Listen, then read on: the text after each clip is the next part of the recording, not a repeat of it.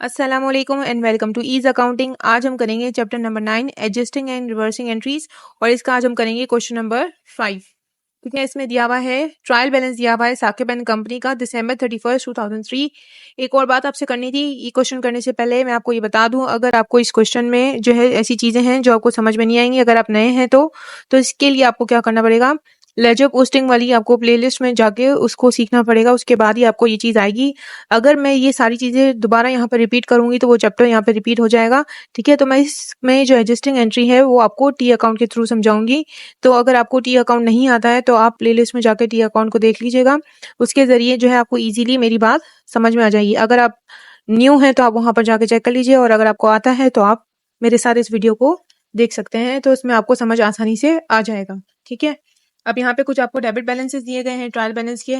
ठीक है, और यहाँ पर कुछ आपको क्रेडिट बैलेंस दिए गए हैं। यहाँ पे एडजस्टिंग एंट्री दी गई हैं, 3 एडजस्टिंग एंट्रीज हैं जिसको आपको पास करके दिखाना है जर्नल में। ठीक है, हम एक एक करके लेते हैं। फॉर एग्जाम्पल यहाँ पे 3 केसेस हैं, तो हम पहला एक केस को सॉल्व करेंगे, उसको समझेंगे, फिर उसके बाद दूसरा और फिर उसके बाद तीसरे को करेंगे। ठीक है, अब यहाँ पे देखिए लिखा हुआ है if salaries expense for the year ₹3,600। पूरे साल का सैलरी एक्सपेंस कितना है, 3,600 दिखा रहे हैं। और यहाँ पे हमें ट्रायल बैलेंस में कितना दिखा रहे हैं, सैलरीज एक्सपेंस हमें कितना दिखा रहे हैं, यहाँ पर 66,000 दिखा रहे हैं। ठीक है, तो 66,000 क्या है, ज्यादा है, हालांकि होना कितना चाहिए, 3,600 होना चाहिए। तो हम अपने एक्सपेंस को कम करेंगे ना, ये तो ज्यादा दिख रहा है हमें, तो इसको कम करेंगे, तो इसके लिए हमें क्या करना पड़ेगा, सब्ट्रैक्ट करना पड़ेगा। अब मैंने आपको समझाया था, आप चाहते हो तो आप मैथमेटिकली भी इसको सॉल्व कर सकते हो, लेकिन अगर आप टी अकाउंट के थ्रू करोगे तो आगे जाके बहुत सी ऐसी वैल्यूज होती हैं जो मिसिंग होती हैं, उसको आपको टी अकाउंट के थ्रू ही समझना होगा। बहुत सारे बच्चे टी अकाउंट को ऐसे ही इतनी वैल्यू नहीं करते हैं, लेकिन टी अकाउंट की वैल्यू होती है क्योंकि इसके अपोजिट अकाउंट की होती है, उसमें बैलेंस कैरिड डाउन और ब्राउट डाउन की वैल्यू होती है। ठीक है, तो वो आगे जाके जब वैल्यूज मिसिंग होती है ना, तो उसके थ्रू हम इजीली फाइंड आउट कर सकते हैं। और उसमें प्लस ये भी होता है ledger posting and trial balance में कि डेबिट और क्रेडिट जो है वो बैलेंस होने चाहिए। तो इसके थ्रू हम इजीली अकाउंटिंग की लैंग्वेज में इट्स बेटर कि हम लेजर पोस्टिंग और ट्रायल बैलेंस के थ्रू जो है वो इन वैल्यूज को फाइंड आउट करें। ठीक है, तो मैं आपको टी अकाउंट के थ्रू उसको करके बताती हूँ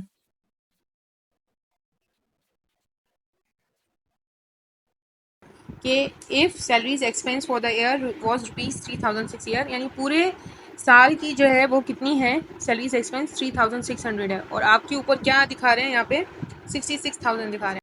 अब यहाँ पर देखें, आपको सैलरीज एक्सपेंस है, यहाँ पे डेबिट साइड लिखा, आपने क्रेडिट साइड लिखा, यहाँ पे टी अकाउंट आपने बना लिया। ठीक है, अब ऊपर आपको यहाँ पे देखिए क्वेश्चन में क्या दिया हुआ है, सैलरीज एक्सपेंस आपको कितना दिया हुआ है, 66,000 दिया हुआ है, ये रहा।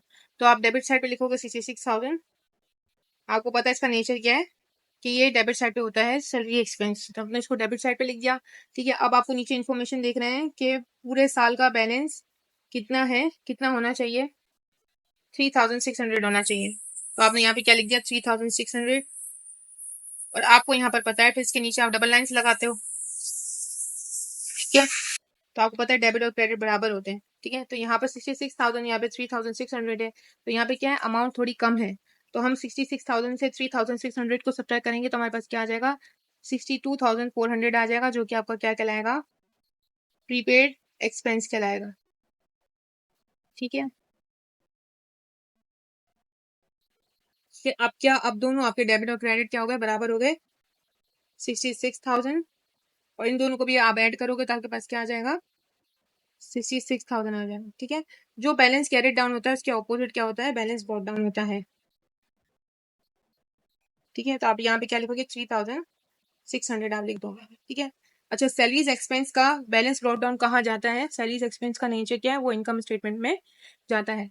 ठीक है, अब यहाँ पर क्या मसला है, यहाँ पर कह रहे हैं कि एक और चीज आपने बतानी है, एक और इन्फॉर्मेशन भी दो, आप प्रीपेड भी कैलकुलेट करके बताओ कि प्रीपेड कितना बना। ठीक है, तो प्रीपेड इनिशियली आपको कितना दिया हुआ है ट्रायल बैलेंस में, यहाँ पर देखिए आपको दिया हुआ है 12,000 दिया हुआ है, ये प्रीपेड सैलरीज आपको कितनी दी हुई है, 12,000 दी है, तो आपने प्रीपेड सैलरीज की इंफॉर्मेशन देनी है, 12,000 है। ठीक है, और आपके पास आ गया 62,400, यहाँ पे आ गया आपके पास प्रीपेड जो है एक्सपेंस आपका कितना है, 62,400, तो आपके पास टोटल कितना हो जाएगा, आप इन दोनों को ऐड करोगे तो आपके पास कितना आ जाएगा, 74,400। ठीक है, ये आपके पास आ गए। अच्छा, इसके अंदर एंट्री हम किस चीज़ की बनाते हैं और किस तरह बनाएँगे? अच्छा, ये जो है ना बैलेंस होता है, मैंने आपको बताया बैलेंस ब्रॉट डाउन और बैलेंस जो व्हाटएवर आप कह लो, बैलेंस ब्रॉट डाउन जो होता है ना, वो कहाँ रिपोर्ट होता है? या तो बैलेंस शीट में जा रहा होता है, नेचर ऑफ अकाउंट अगर प्रीपेड है, तो उसका बैलेंस ब्रॉट डाउन कहाँ जाएगा? बैलेंस शीट में जाएगा। और अगर सैलरीज एक्सपेंस है, तो एक्सपेंस जो है वो आपका कहाँ लिखते हो? आप इनकम स्टेटमेंट में लिखते हो ना आप, तो वो कहाँ जाएगा? इनकम स्टेटमेंट में जाएगा। ठीक है, तो ये वहां पे पोस्ट होगा उसका फाइनल अकाउंट की। जो बैलेंस कैरी डाउन और ब्रॉट डाउन की मैं बात कर रही हूँ, तो ब्रॉट डाउन बेसिकली कहाँ जाएंगे? वो नेचर डिपेंड करता है कि फॉर एग्जाम्पल ये ब्रॉट डाउन है आपके पास, तो इसका नेचर क्या है? इसका नेचर ऑफ अकाउंट है सैलरीज एक्सपेंस, और सैलरीज एक्सपेंस हम कहाँ लिखते हैं? इसकी टोटल अमाउंट हम कहाँ लिखते हैं? जो फाइनल फिगर होती है वो हम इनकम स्टेटमेंट में लिखते हैं। ठीक है, एंट्री आपने किसकी बनानी है? एंट्री आपने इसकी बनानी है, जो यहाँ पर चीज मौजूद होती है हम उसकी एंट्री बनाते हैं। तो सैलरीज एक्सपेंस का ये अकाउंट है, क्रेडिट साइड पे दिखा रहा है 62,400, इसीलिए देखें यहाँ पर आया है। यहाँ पर देखिए सैलरीज एक्सपेंस, मैंने आपको क्रेडिट बताया 62,400 यहाँ पर आ गया, और इसके ऑपोजिट हमने क्या लिखा था यहाँ पर? प्रीपेड एक्सपेंस लिखा था, तो प्रीपेड एक्सपेंस आप यहाँ पर लिखोगे डेबिट साइड पे। ठीक है, ऑपोजिट जाता है ना, ऑपोजिट जो नाम लिखते हैं हम अकाउंट का वो ऑपोजिट होता है। तो अगर ये डेबिट क्रेडिट में है तो उसके ऑपोजिट क्या जाएगा? प्रीपेड एक्सपेंस चला जाएगा, प्रीपेड सैलरीज चला जाएगा, सॉरी। ठीक है, अब यहाँ पे क्या है? Salaries expense in the income statement. Income statement में आप कितनी डालोगे? मैंने आपको समझाया था, ये देखिए ये बैलेंस है, बैलेंस है ना इनकम स्टेटमेंट में, ये आप डालोगे। ये सैलरीज एक्सपेंस आ गई आपका, ये बैलेंस ब्रॉट डाउन है 3,600 आप डालोगे, इनकम स्टेटमेंट में ये अमाउंट जाएगी। ठीक है, ये इसकी तो आपने एंट्री बना दी, इसको आपने कहाँ डालना है? इनकम स्टेटमेंट में डालना है। और ये जो प्रीपेड सैलरीज आपने कैलकुलेट की है, जो फाइनल फिगर आप लेकर आए हो 74,400, ये आपने बैलेंस शीट में डालनी है। एसेट के टाइप, एसेट के जो सेक्शन है वहां पर ये जाएगा। ठीक है, होप आपको समझ आ रहा होगा। अगर आपको फिर भी समझ नहीं आ रहा हो तो अगेन मैं आपसे कहूंगी कि आप जो है लेजर पोस्टिंग और ट्रायल बैलेंस का प्लेलिस्ट जरूर देख लीजिएगा, उसी के बाद ही आपको ये समझ आएगा, अदरवाइज आपको समझ नहीं आएगा। अगर आप न्यू हैं तो पहले आप उस तरफ चले जाएं, वो चीज़ आप समझ लें, अंडरस्टैंड कर लें अच्छे से टी अकाउंट और लेजर पोस्टिंग। यहाँ पर मैंने कोशिश की है कि मैं आपको समझा दूँ, लेकिन स्टिल अभी भी वो बहुत लेंदी हो जाएगी वीडियो, फिर आप बोर होना स्टार्ट हो जाओगे। ठीक है, तो अब क्या है? सेकंड आप देख लेते हैं जल्दी, इसमें हम क्विक करेंगे। If prepaid salaries on December 31st 2003 वर 8,000। ठीक है, इनिशियली कितनी है वो यहाँ पर दी हुई है? 12,000 दी हुई है आपको, और यहाँ पर कितनी दी हुई है? 8,000। यानी यहाँ पर भी बैलेंस आपको कैरिड डाउन बता रहे हैं या ब्रॉट डाउन बता रहे हैं, जो भी आप समझ लें। अब यहाँ पे हम प्रीपेड सैलरीज पे आ गए, आपको ट्रायल बैलेंस में कितना दिया हुआ है? गिवन 12,000 दिया हुआ है। ठीक है, नीचे आपको बता रहे हैं कि बैलेंस कैरिड डाउन आपके पास कितना है, ये इन्फॉर्मेशन दे रहे हैं पूरे साल की। हमें कितने बता रहे हैं, कितना रह गया? 8,000 रह गया। ठीक है, तो हमने यहाँ पे 8,000 लिख दिया। 8,000 लिखने के बाद आपने यहाँ पे डबल लाइंस कर देनी है। ठीक है, बैलेंस कैरी डाउन के फौरन नीचे डबल लाइंस चली जाती है, और इसके अपोजिट साइड पे बैलेंस ब्रॉट डाउन हो जाएगा 8,000। क्योंकि ये भी डेबिट नेचर ऑफ अकाउंट है, इसीलिए इसका ब्रॉट डाउन इस तरफ ही शिफ्ट होना है। तो अभी आप यहाँ पे 12,000 से 8,000 सब्ट्रैक्ट करोगे तो आपके पास क्या आ जाएगा? 4,000 आ जाएगा, जो कि आपका क्या होगा? एक्सपेंस होगा। जिस तरह ऊपर सैलरीज एक्सपेंस के ऑपोजिट क्या था? प्रीपेड एक्सपेंस था, इसी तरह प्रीपेड सैलरीज के ऑपोजिट क्या होगा? एक्सपेंस जाएगा आपका। ठीक है, वही सेम सैलरीज एक्सपेंस जाएगा, मैंने सैलरीज लिख दी थी मैम पर। यहाँ पे प्रीपेड एक्सपेंस नहीं लिखे आप, प्रीपेड सैलरीज लिखिए। ठीक है, ये वीडियो मैं 2 दफा रिकॉर्ड करी हूँ, इसलिए शायद इतना मैसी हो रहा है, लेकिन अगर आपको समझ आ रहा है तो अच्छी बात है। 2 दफा, दूसरी दफा बना रही हूँ तो थोड़ा गुस्सा भी आता है इंसान को, 2 दफा बना लेता है, तो वो रिकॉर्डिंग का बटन बताना प्रेस करना भूल गई थी, जिसकी वजह से सारा मसला खड़ा हो गया। ठीक है, तो प्लीज काइंडली इग्नोर कीजिएगा राइटिंग को थोड़ी देर के लिए।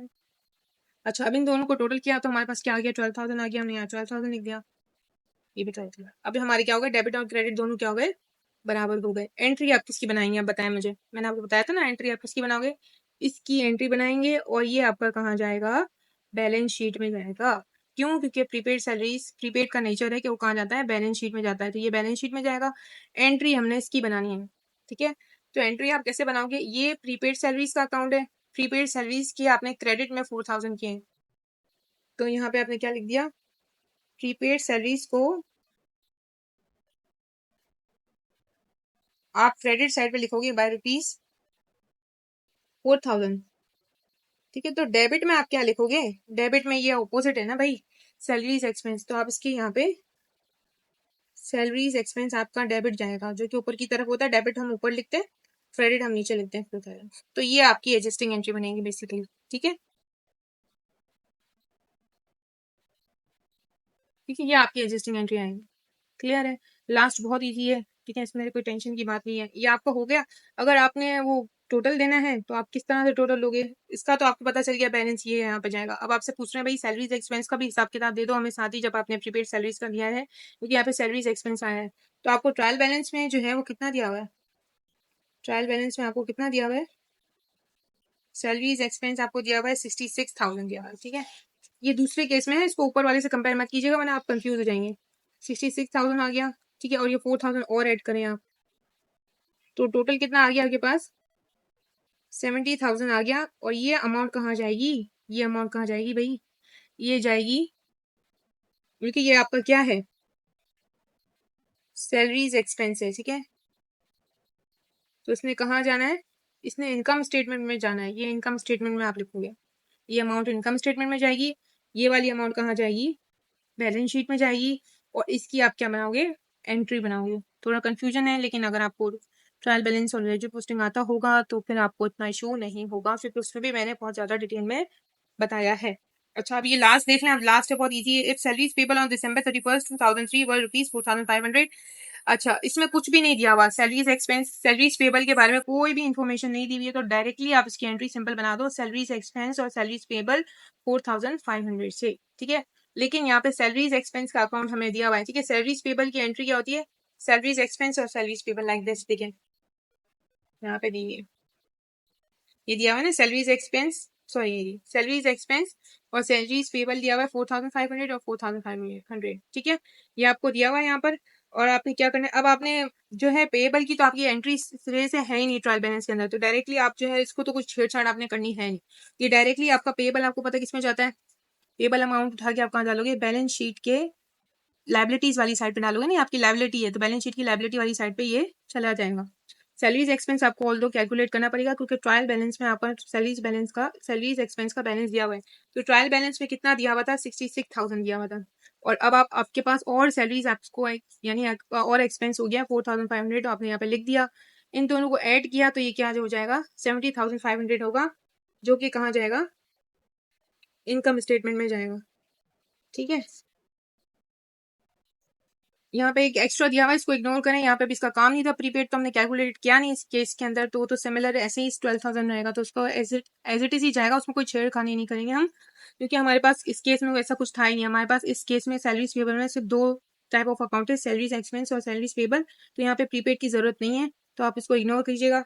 और salaries payable in the balance sheet 4,500, जो हमें यहाँ पे एक चीज नई चीज आ रही है ना हमारे पास, तो हमें लिखना है, तो ये मैंने अभी आपको बताया, कहाँ लिखोगे आप, बैलेंस शीट में लिखोगे। होप आपको अच्छे से समझ आया होगा। अगर आपको वीडियो अच्छी लगती है तो कहीं लाइक करें, शेयर करें और सब्सक्राइब करना मत भूलिएगा। ओके, अल्लाह हाफ़िज़।